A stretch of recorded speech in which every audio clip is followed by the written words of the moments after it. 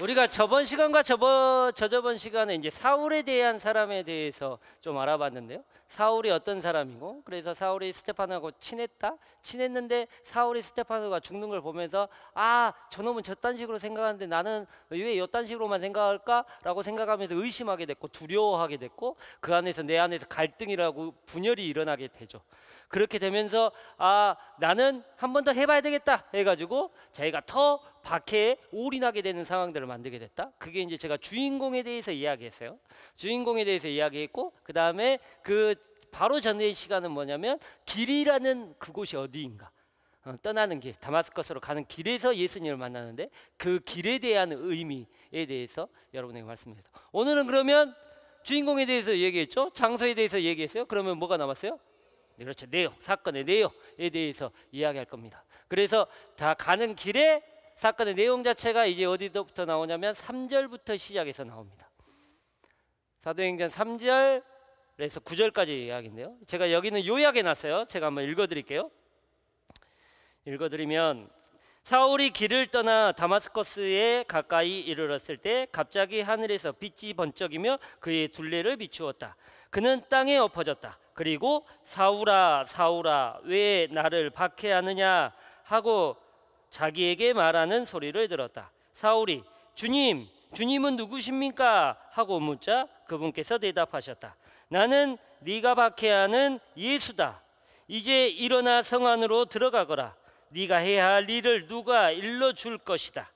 사울과 동행하던 사람들은 소리를 들었지만 아무도 볼 수 없었으므로 멍하게 서 있었다. 사울은 땅에서 일어나 눈을 떴으나 아무것도 볼 수가 없었다. 그래서 사람들이 그의 손을 잡고 다마스커스로 데려갔다. 사울은 사흘 동안 앞을 보지 못하였는데 그동안 그는 먹지도 않고 마시지도 않았다라는 사건의 내용이 나옵니다. 예수님을 어떻게 만나는 체험의 장면이에요. 그래서 그걸 제가 요약했어요. 처음에 빛이 빵 비치니까 어떻게 땅에 엎어져. 땅에 엎어져 가지고 있는데 목소리가 들려. 뭐라고? 사울아 사울아. 그러니까 뭐야? 주님 누구십니까? 그러니까 내가 박해하는 예수다 라고 얘기해요. 그래가지고 딱 일어나니까 아, 일어나려고 안 일어나죠. 그러니까 사람이 막 이렇게 끄집어갖고 일어나고 그랬는데 주변의 사람들은 목소리는 들었는데 무엇이 아무것도 안 보여 버려. 그래가지고 어디 데리고 가? 자기는 이제 눈도 못 뜨고 아무것도 안 먹으니까 그냥 데리고 갔어. 다른 사람이 이끌려가지고 다마스커스로 갔어. 그런데 아무것도 안 보이니까 어떻게? 입맛도 없어. 그래서 어떻게? 사흘 동안 아무것도 안 먹었다 라고 얘기하는 얘기가 쭉 나옵니다. 쭉 나옵니다. 그게 그 내용입니다. 여기서 이제 우리가 여기 사건의 내용들을 잘 보시면 여기 이 회심에 대한 이야기가 나옵니다. 제가 그 전에 질문을 먼저 드려보면, 우리가 회개하는 상황 자체가 일어나요. 사건이 일어나요. 예수님을 체험했어요. 예수님 체험했어. 근데 이 체험하는 이 사건 안에서 예수님이 바울에게 한 게 뭐예요? 아무것도 없어요. 그냥 이름만 알려줬어. 근데 당신 누구십니까? 하니까 네가 박해하는 예수다 한마디 한 거예요. 예수가 자기가 어떤 일을 했는지, 자기가 어떻게 좋은 사람인지, 아니면 내가 너를 박해하지 말고 내가 어떤 사람인지, 내가 사람들을 어떻게 구원할지, 그래서 그에게 기적도 일으켜주고 막 그래야 되는데, 믿게끔 뭘 해줘야 되는데, 바로에게 믿게끔 뭘 해줘야 돼요. 근데 뭘 했어요? 아무것도 안 했어요. 이름밖에 안 알려줬어. 만약에 여러분들이 이런 상황이라고 생각해 봅시다. 이 상황들을 좀 바꿔서 생각해 봅시다. 바꿔서 뭐 이걸 이제 이 이해가 적당하지 않을 수도 있어요. 하지만 좀 더 극단적인 얘기 때문에 이 얘기를 하면, 제가 신부예요. 엄청 열심한 신부요. 그다음에 제가 저희 교구에서 유사종교 대책위원이거든요. 유사종교 대책위원회. 그러니까 유사종교라고 하면 우리가 일명 말하는 사이비, 종교가 아닌 종교들이 종교 택기한다. 그래서 유사종교예요. 그 중에 대표적인 게 뭐? 신천지라는 게 있죠. 얘가 아닐 수도 있어요. 오해하시면 안 돼요. 오해하시면 안 돼. 오해하시면 안 되는데, 만약에 내가 있어요. 근데 내가 거기에 교주라는 이만희를 만났어. 만나가지고 꿈속에 이만희가 나타난 거야. 그 이만희가 나타나가지고 종훈아, 토마스야, 토마스야, 오해하시면 안 된다 그랬어요. 토마스야 불렀어. 그러니까 누구십니까? 라고 하니까 네가 그렇게 싫어하던 이만희다 라고 딱 한마디 한 거예요. 그래서 내가 눈이 한 3일 동안 안 보였어요. 그럼 나는 개종해야 돼요? 아니잖아요. 상식적으로 안 되잖아요. 뭘 해준 게 없잖아요. 예수님이 뭘 해준 게 없어요. 근데 그 이후에 바울은 어떻게 돼요? 180도 변해요. 박해하던 사람이 어떻게 예수님을 선포하는 사람이 돼요. 왜 그럴까요?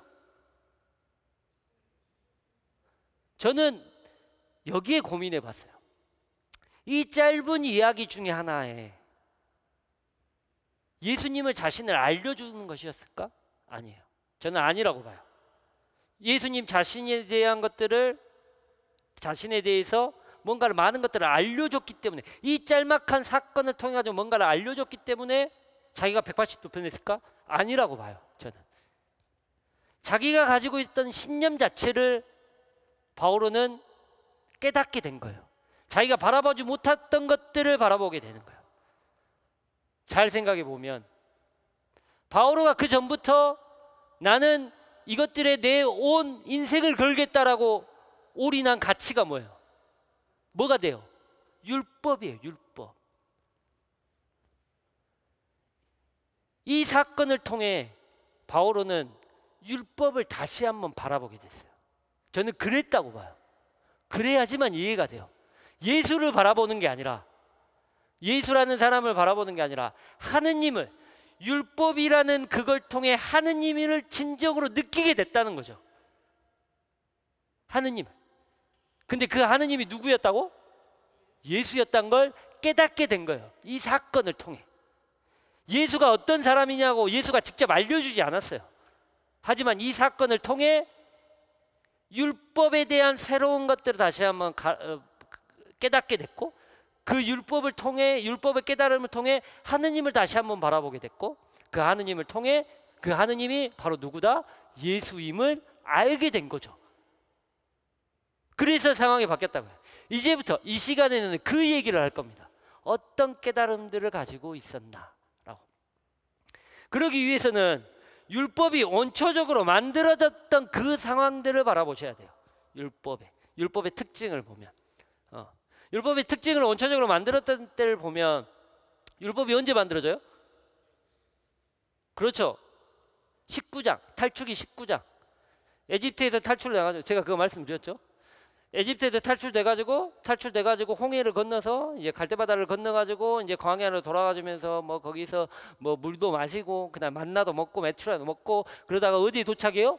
시나이 광야에 도착해요. 시나이 광야에 도착해가지고 이제 여기에서 우리 아까 하나님께 예배를 드려야 되겠다 해가지고 너는 여기 있어. 내가 올라갔다 올 테니까. 누가? 모세가. 그래갖고 어디? 시나이산에 올라가지고 뭘 받아? 십계명을 딱 받아. 그때부터 뭐가 되는 거예요? 이게 뭐예요?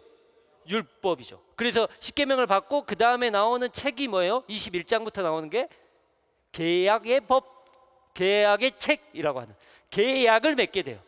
그게 율법의 기본이죠. 십계명과 율법의 기본. 그랬는데 그걸 율법을 가지고 오니까 어때? 밑에서 뻘짓거리 하고 있는 거예요. 금속 안에 만들어가지고. 그러니까 어때? 예라이씨 하고 딱 깨불고 다시 올라가지고 다시 받죠. 그게 19장의 내용이에요. 율법은 원래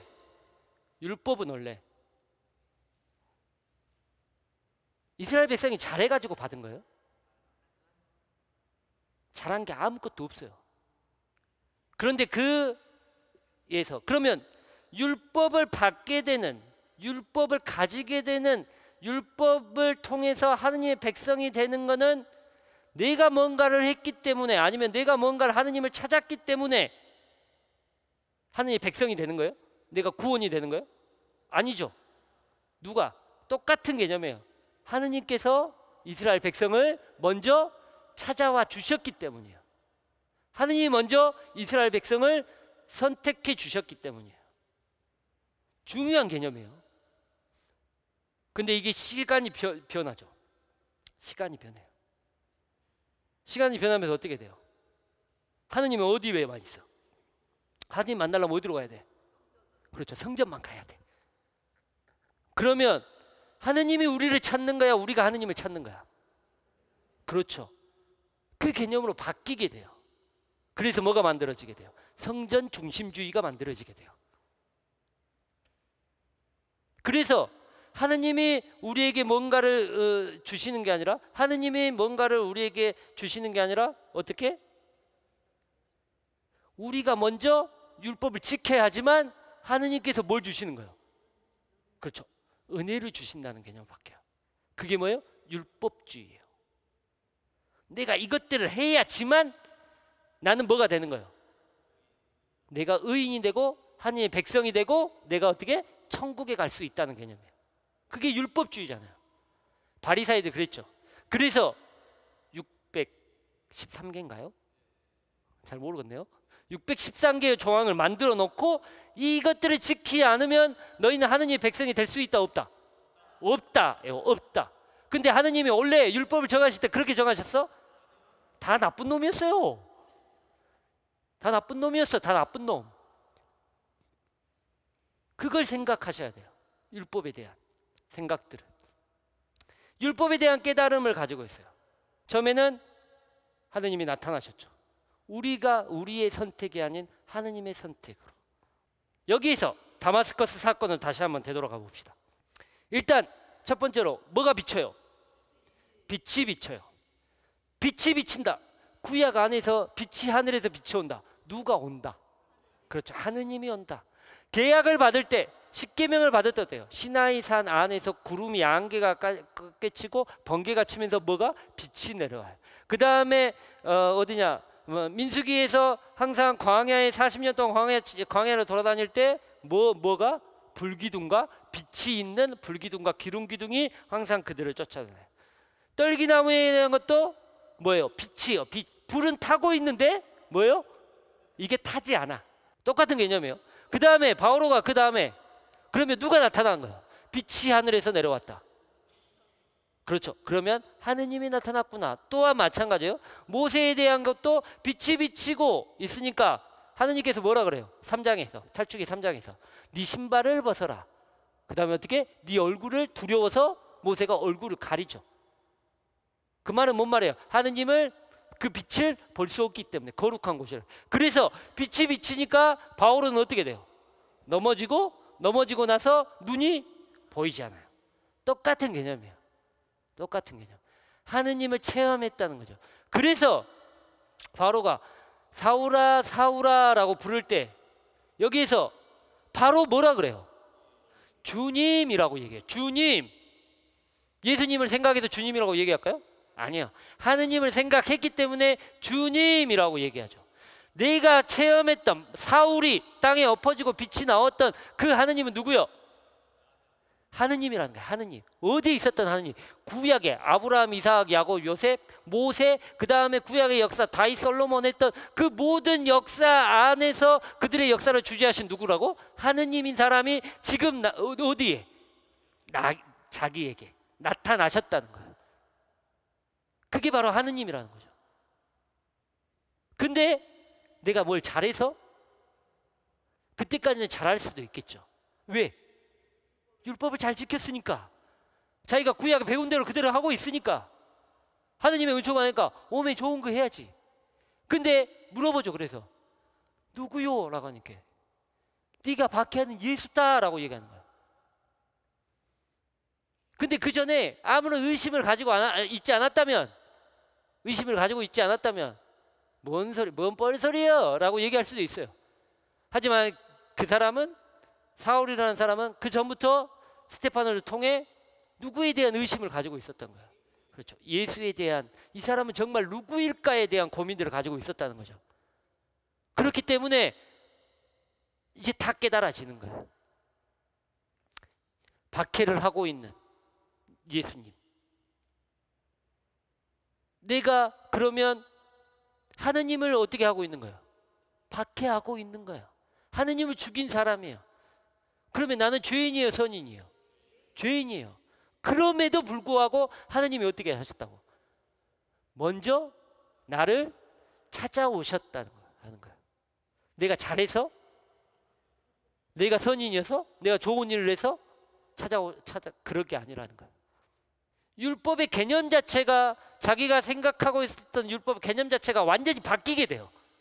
또한 하나의 중요한 것은 은총의 무상성이에요. 율법학자의 은총에 대한 개념은 어떤 개념이에요? give and take예요. 무슨 말인지 잘 아시죠? 내가 이만큼을 하니까 이만큼을 그대로 받는 개념이에요. 내가 이것까지, 안식일법까지 다 지키고 정결일까지 다 지키면 어떻게 된다고? 그만큼 큰 은총을 받아가지고 빨리 구원된다고. 그 중에 하나 내가 잘못하면 어떻게 해야 돼? 속죄제를 해야 돼. 양피 모가지 싹 떨어가지고 속죄판 위에다가 피 뿌리고 막, 그다음에 그 피 뿌린 것들을 막 태우고 해갖고 막 번제하고 막, 그래야지 내 죄가 어떻게 된다는 거예요? 없어진다는 개념이에요. 근데 똑같은 개념이에요. 율법을 받은 이유가 뭔데? 그 이유가 인간들이 잘해서, 아니면 이스라엘 백성들이 잘해서, 그들이 착해서, 아니면 그들이 뭔가를 해서? 그들 아무것도 안 했어요. 아무것도 안 했음에도 불구하고 하느님께서 그들에게 나타나셨죠. 그들을 구원하셨죠. 바울도 마찬가지예요. 예수님을 하느님이라고 내가 느꼈던 그 하느님을 내가 박해했어요. 죽였어요. 또 그들을 믿고 그들과 함께 살아가는 사람들을 내가 다 잡아갖고 끌어들여서요. 나는 죄인이에요. 죄인임에도 불구하고 하느님께서 먼저 나타나 주셨고, 또한 나를 어떻게 해요? 이끌려 체험하게 해주세요. 그걸 느꼈죠. 그걸 느끼기 때문에, 율법에 대한 생각 자체가 바뀌어요. 이 말이 왜 중요하냐면 이게 의화론의 가장 기본이에요. 의화론의 가장 기본. 너희들은 인간의 행업으로, 인간의 어떤 행동으로, 인간의 선행으로 구원받을 수 있다 없다? 없다예요. 그럼 오직 뭐만? 믿음으로만.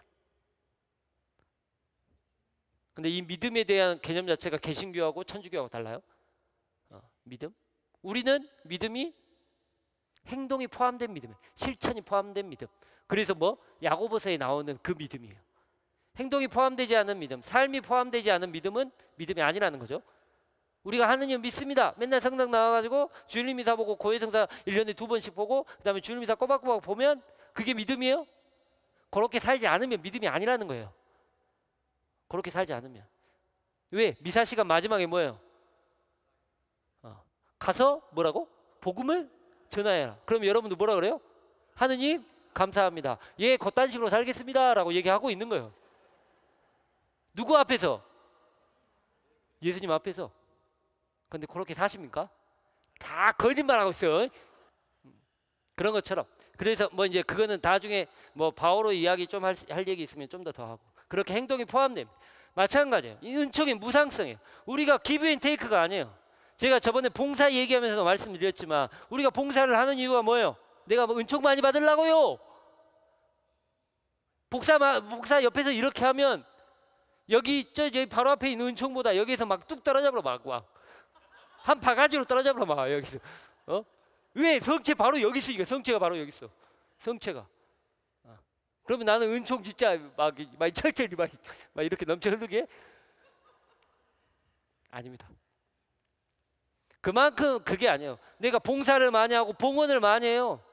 성당 건축을 해요. 성당 건축을 하는데 내가 1억 2억씩 막 줘. 그러면 나는 어떻게? 난 직천당이요. 직천당. 왜 그만큼 봉헌하니까? 봐, 지금 오늘 진짜 당장 죽어도 나는 어디가? 천국 가. 왜? 2억 냈으니까 내가 막 2억 3억씩 막 내. 그거는 give and take라고 해요. give and take. 내가 이만큼 냈으니까. 복음 말씀 안에 분명히 나오잖아요. 누구? 과부의 헌금. 과부의 헌금.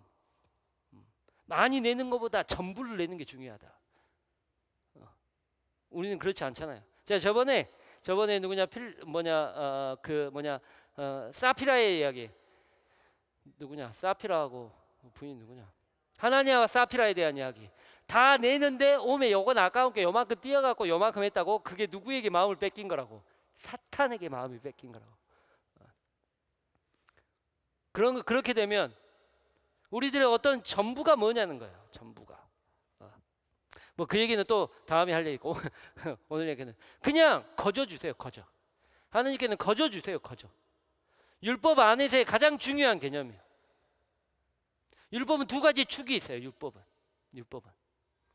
거저 주시는데 우리가 거저 주시는데 그것들을 우리들의 나약함 때문에 거저 주시는 그것들을 하느님과의 관계성 안에서 잘 살아갈 수 있어 없어요?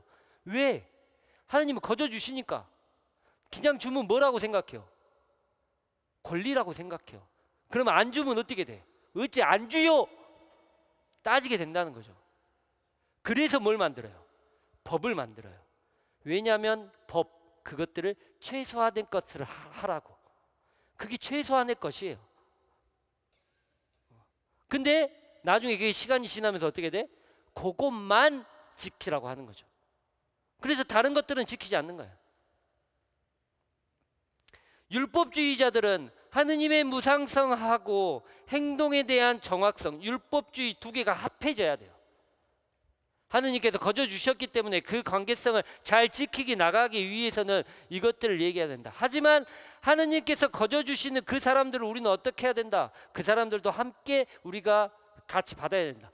이끌어야 된다. 근데 그렇지 않았죠.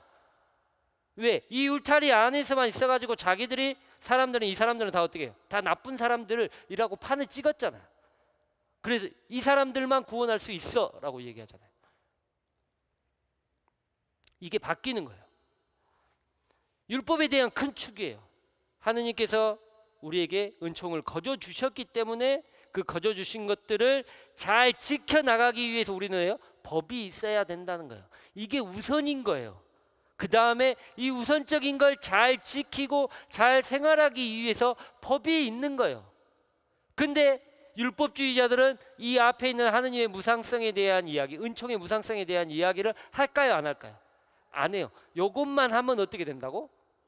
구원받는다. 그래서 하느님은 인간을 사랑하신다. 하느님이 인간에게 은총을 더 많이 주셨다라고 얘기하신 분이 누구요? 예수님이에요. 그래서 율법을 예수님께서 뭐라고? 폐지하러 온 것이 아니라 뭐라고? 완성하러 왔다. 너희들은 이것만 지키고 있는데 나는 요것까지 같이 얘기한다. 이게 우선이다. 그래서 율법의 정신은 뭐다? 하느님 사랑과 이웃 사랑이다 라고. 우리에게 거저 주신 하느님은 우리는 그대로 사랑하고 받들기만 하면 돼요. 근데 우리가 하느님이 눈에 보여요? 안 보여요? 안 보여요. 그러니까 하느님을 안 보인 만큼 그 사랑들은 누구한테 나눠줘야 된다는 거예요. 이웃에게 나눠줘야 된다는 거예요. 마태복음 25장에 나오잖아요. 주인이 와가지고 주인님이 언제 나를 도와주십니까? 이 나쁜 종들아, 너는 내 굶주린 사람에게 먹을 것도 안 줬고 내가 찾아봐 주지도 않았고 잡힌 사람한테 가주지도 않고 그렇지 않았냐? 그러니까 언제 그랬습니까? 그러니까 나 가장 작은 이들에게 해주지 않는 것이 바로 나에게 해주지 않는 것이다 라고 얘기하는 거잖아요. 그게 바로 이웃사랑과 하느님 사랑에 대한 어떤 같음에 대한 이야기잖아요. 그게 완성이에요. 완성. 근데 우리들은 그 법만 지키고 있는 거예요. 법만. 그걸 바울은 깨닫게 된 거죠. 그걸. 예수님이 어떻게 얘기했는지, 예수님의 삶이 어떤지, 예수님의 죽음의 의미가 뭔지 그것들은 몰라요. 바울은 아직까지는 몰라요. 하지만 그 안에서 자기가 신념이라고 생각했던 것들, 율법이라는 그것들이 잘못됐구나를 느낀 거예요. 내가 최고의 가치라고 생각했던 율법 자체가 잘못됐구나를 느낀 거죠. 그래서 어떻게 해요? 바꾼 거예요. 근데 그게 바로 하느님이 우리에게 주시는 사랑이고 그 사랑 자체가 누구였다? 예수님이었다를 느낀 거예요. 그 안에서. 시간이 없어서 다음 시간에 이 얘기 좀 더 하고, 그리고 나서 바오로가 했던 행동들 다시 얘기하고 좀 더 얘기할까 합니다. 감사합니다.